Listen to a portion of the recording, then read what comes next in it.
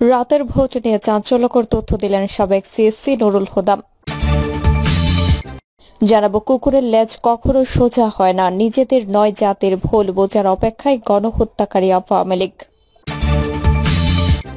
এদিকে 12 KG LP গ্যাসের দাম কমল 39 টাকা। এবং সর্বশেষ জানাবো, ভুয়া তথ্য মোকাবেলায় জাতিসংঘের সহায়তা চাইলেন প্রধান উপদেষ্টা। এতক্ষণ শুনলেন সংবাদ শিরোনাম, এবারে বিস্তারিত। রাতের ভোট নিয়ে চাঞ্চল্যকর তথ্য দিলেন সাবেক সিএসসি নুরুল হুদা। সরকার ও বিভিন্ন বাহিনীর চাপে 2018 সালে প্রহসনের নির্বাচনের কিছু কিছু কেন্দ্রে 90 থেকে 100% ভোট পড়েছে। তখন আমি বুঝে গেলাম দিনের ভোট রাতেই হয়ে গেছে। তৎকালীন সরকারের সরাসরি হস্তক্ষেপে এসব সংঘটিত হয়েছে। সাবেক প্রধান কমিশনার বা নির্বাচন commissioner K M Nurul Huda মঙ্গলবার আদালতে দেয়া জবানবন্দিতে এমন কথা বলেন। রাষ্ট্রদ্রোহ ও জনগণের ভোট ছাড়া নির্বাচন সম্পন্ন করার অভিযোগে বিএনপির করা মামলায় সম্প্রতি তাকে গ্রেফতার করা হয়।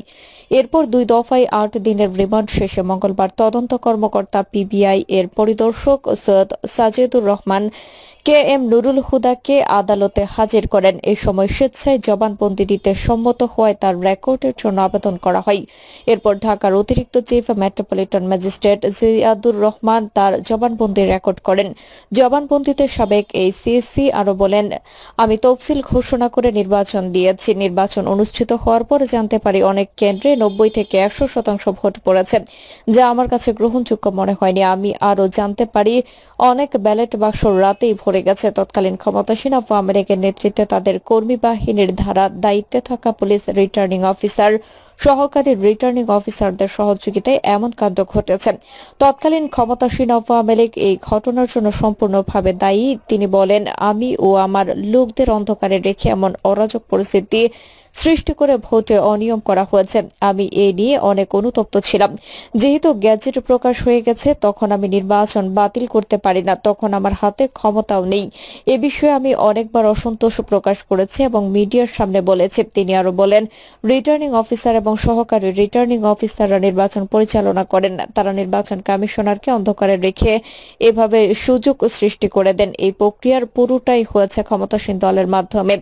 আর গোয়েন্দা সংস্থা আগে ফিল্ড দখল করে দিনের ভোট রাতে করতে সহযোগিতা করেছে। সাবেক নির্বাচন কমিশনার নুরুল হুদার ভাগিনা এস এম শাহজাদা সাজু আওয়ামী লীগের হয়ে নির্বাচন করেন। এ বিষয়ে তিনি জবানবন্দিতে বলেন, আমার ভাগিনা নির্বাচন করেছিল, তবে ভাগিনার নির্বাচনে আমার কোনো সংশ্লিষ্টতা ছিল না। কিন্তু সে যেহেতু আমার ভাগিনা, সেক্ষেত্রে কিছুটা প্রাধান্য পেয়েছে। তিনি বলেন, 2018 সালে নির্বাচনের সময় মাঠ পর্যায়ে সব কর্মকর্তা তৎকালীন ইসি সচিব হেলাল উদ্দিনের অধীনে ছিলেন। তিনি আওয়ামী লীগ সরকারের হয়ে মাঠ পর্যায়ের কর্মকর্তাদের উপর প্রভাব বিস্তার করেন। অ্যাডমিন অফিসাররাই রিটার্নিং অফিসার এবং সহকারী রিটার্নিং অফিসার থাকেন। তৎকালীন ইসি সচিব হেলাল উদ্দিন কোনো না কোনো ভাবে তাদের নিয়ন্ত্রণ করেছেন। আমার একার পক্ষে কিছুই করার ছিল না। সূত্র জানায়, সন্ধ্যায় জবানবন্দির রেকর্ড শেষে তাকে কারাগারে পাঠানো হয়। প্রসঙ্গত 22 জন নুরুল হুদাকে গ্রেফতার করে পুলিশ। পরদিন 4 দিনের রিমান্ড মঞ্জুর করা হয়। এরপর শুক্রবার তাকে আবারও 4 দিনের রিমান্ডে পাঠানো হয়। অপরদিকে 25 জুন মগবাজার এলাকা থেকে আরেক সাবেক সিএসসি কাজী হাবিবুল আউয়ালকে গ্রেফতার করা হয়। পরের দিন তার 3 দিনের রিমান্ড মঞ্জুর করেন আদালত। রিমান্ড শেষে রোববার তাকে কারাগারে পাঠানো হয়। কুকুরের লেজ কখনো সোজা হয় না, নিজেদের নয় জাতির ভুল বোঝার অপেক্ষায় গণহত্যাকারী আওয়ামী লীগ। বছর ঘুরে আবারও ফিরে এলো সেই মহাকাব্যিক রক্তিম জুলাই। দেশ জেগে উঠেছিল আওয়ামী অবিচার ও বৈষম্যের বিরুদ্ধে। আজ 1 বছর পরে সেই ইতিহাস ফিরে দেখা যেমন গর্বের তেমনই বেদনার। ছাত্র জনতার ওই অভ্যুত্থানের মধ্য দিয়ে বাংলাদেশের শেখ হাসিনার দীর্ঘ 15 বছরের ফ্যাসিবাদী শাসনের অবসান হয়েছিল। দলমত নির্বিশেষে দেশের সকল শ্রেণী পেশার মানুষ মাসব্যাপী ভিন্ন ধর্মী আয়োজনে সেই রক্তিম জুলাইকে স্মরণ করেছে। গোটা জাতি যখন আওয়ামী নৃশংসতায় ভরা জুলাই আগস্ট গণ অভ্যুত্থানকে স্মরণ করেছে, তখনও নিজেদের অপরাধ ও ভুল বুঝতে পারার নামগন্ধ নেই ভারতীয় দেবদাসের ভেতরে। উল্টো গোটা বাংলাদেশিদের ভুল বোঝার অপেক্ষা করতে দেখা যাচ্ছে পতিত স্বৈরাচারী আওয়ামী লীগকে। জালিমের সবচেয়ে বড় জুলুম হচ্ছে নিজের জালিমি বুঝতে না পারা, এমনটাই মন্তব্য করেছেন অনেকে। বাংলাদেশ আওয়ামী লীগ ও হাসিনা পুত্র ফেসিস্ট সজীব ওয়াজেদ জয়ের ফেসবুক আইডিতে দেওয়া একটি পোস্ট দেখে অনেকেই মন্তব্য করেছেন, কুকুরের লেজ কখনো সোজা হয় না। আওয়ামী লীগ গণহত্যা চালিয়েও ক্ষমতা ধরে রাখতে পারেনি। জনধিকৃত দলটি নৃশংস অপরাধের সাজা বা ক্ষমা প্রার্থনা ছাড়াই সন্ত্রাসের মাধ্যমে আবারও ফিরতে চায় ক্ষমতায়। জুলাই অভ্যুত্থানের 1 বছর পূর্তির দিনে আওয়ামী লীগের পোস্টে বলা হয়, ভুল বুঝতে পারা দুর্বলতা নয়, বরং সেটাই সাহসিকতার শুরু। আসুন একসাথে দেশ ও দেশের মানুষের পাশে দাঁড়াই।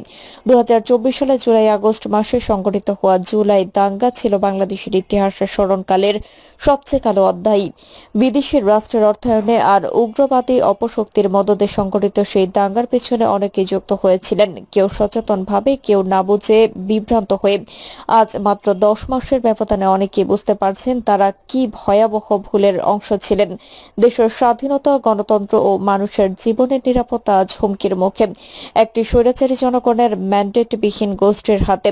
আমরা সোশ্যাল মিডিয়ায়, গণমাধ্যম কিংবা ব্যক্তিগতভাবে যাদের হতাশা, অনুশোচনা আর নিজেদের ভুল বুঝতে পেরে দুঃখ প্রকাশ করতে দেখেছি, তাদের প্রতি আমাদের কোনো ক্ষোভ নেই প্রতিশোধের মনোভাব।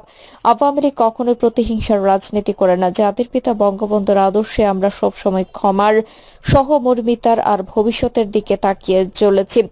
আপনারা যারা ভুল বুঝেছেন, এখন যদি অন্তর থেকে উপলব্ধি করে থাকেন, তাহলে আসুন দেশের স্বার্থে আবার এক হই, বলা হয় পোস্টে।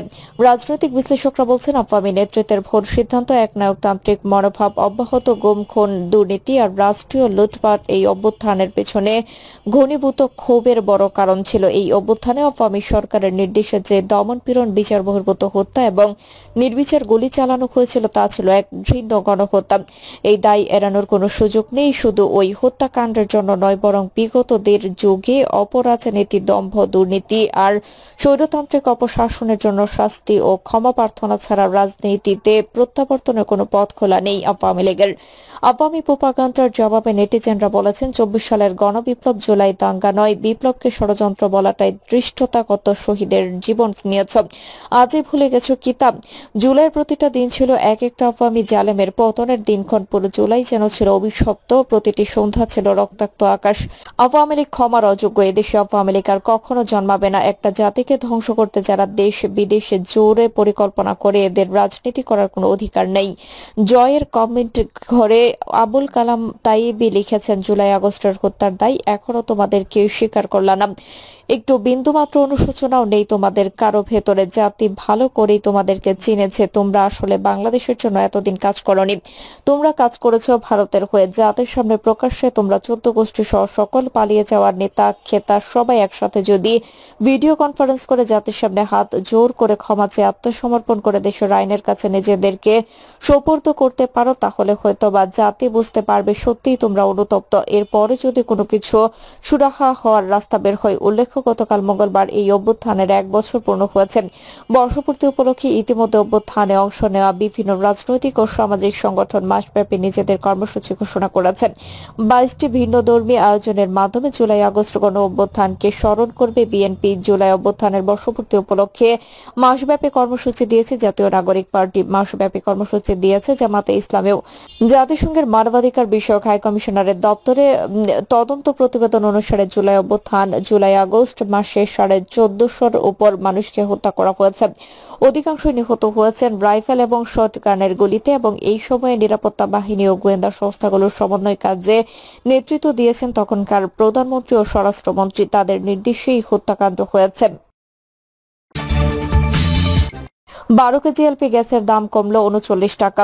ভোক্তা পর্যায়ে এলপি গ্যাসের নতুন মূল্য নির্ধারণ করেছে নিয়ন্ত্রক সংস্থা বাংলাদেশ এনার্জি রেগুলেটরি কমিশন। নতুন ঘোষণা অনুযায়ী প্রতি 12 কেজি সিলিন্ডারের দাম 1364 টাকা। আগের দাম ছিল 1403 টাকা। কমানো হয়েছে 39 টাকা। জুন মাসে 12 কেজি সিলিন্ডারের দাম 28 টাকা কমিয়ে 1403 টাকা নির্ধারণ করা হয়েছিল। 2021 সালের 12 এপ্রিল প্রথম এলপি গ্যাসের দর নির্ধারণ করে দেয় বিইআরসি। তখন এলপিজি আমদানিকারক, ডিলার ও খুচরা বিক্রেতার জন্য 12 কেজি সিলিন্ডারে মোট 359.40 টাকা কমিশন নির্ধারণ করা হয়েছিল। প্রথমবারের মতো এলপি গ্যাসের দর ঘোষণার সময় বলা হয়, যেহেতু পণ্যটি প্রায় 98% আমদানির উপর নির্ভরশীল, সে কারণে সৌদি রাষ্ট্রীয় কোম্পানি আরামকো ঘোষিত দরকে প্রতি মাসের ভিত্তি মূল্য ধরা হয়েছে। সৌদির দর ওঠানামা করলে এলপিজির মূল্য ওঠানামা করবে। আমদানিকারকের অন্যান্য কমিশন ও খরচ অপরিবর্তিত থাকবে। কমিশনের সেই নির্দেশনা অনুযায়ী প্রতি মাসের দর ঘোষণা হয়ে আসছে। ভুয়া তথ্য মোকাবেলায় জাতিসংঘের সহায়তা চাইলেন প্রধান উপদেষ্টা।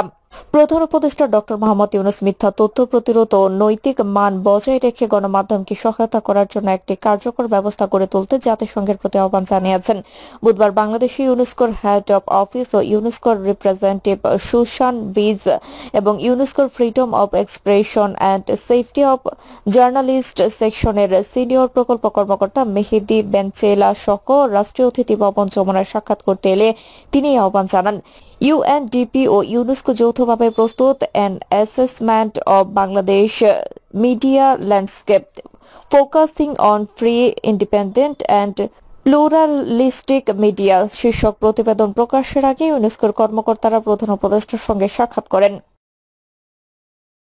প্রিয় দর্শক, এই ছিল এখনকার সর্বশেষ সংবাদ। আপনি সব সংবাদ পেতে চ্যানেলটি সাবস্ক্রাইব করে বেল আইকনটি ক্লিক করে রাখুন।